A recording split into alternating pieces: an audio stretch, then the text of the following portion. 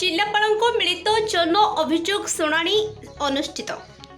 गजपति जिला सदर महकुमा पारला खेमुंडी स्थित जिलापाल कार्यालय सम्मेलन कक्ष ग्राम्य मुख्य प्रशासन सह संयुक्त जन अभियोग शुणाणी अनुष्ठित हो जायछि।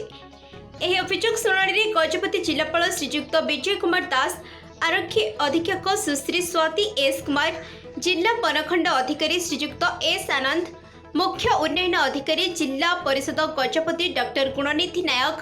एह मिलित जन अभियोग शुणाणी योगदान करी पारलाखेमुंडी पौर परिषद समेत केरांडी, कतलकयठा, बाघशाल, राणीपेंठ और सीधा माड़ंग पंचायतर समुदाय मोट 103 गोटी अभियोग पत्र ग्रहण कर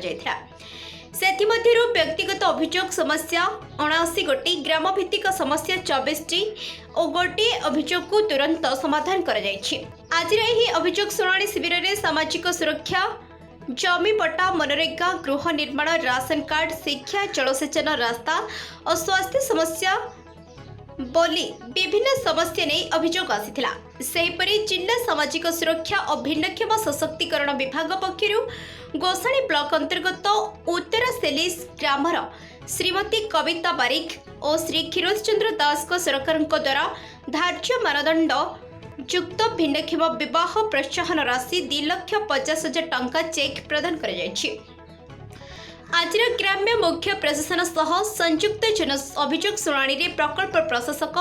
समन्वित आदिवासी उन्नयन संस्था पारलाखेमुंडी श्री दिलीप कुमार बेहेरा, अभियोग शुणाणी नोडाल अधिकारी तथा डेप्यूटी कलेक्टर लिफिना दास, गोसाणी गोष्ठी उन्नयन अधिकारी अजय कुमार प्रधान, जिला मुख्य चिकित्सा अधिकारी डॉक्टर मोहम्मद अली, स्थानीय तहसीलदार श्री नारायण बेहेरा समेत विभिन्न जिलास्तरीय अधिकारीगण एही अभियोग शुणाणी उपस्थित रहिथिले।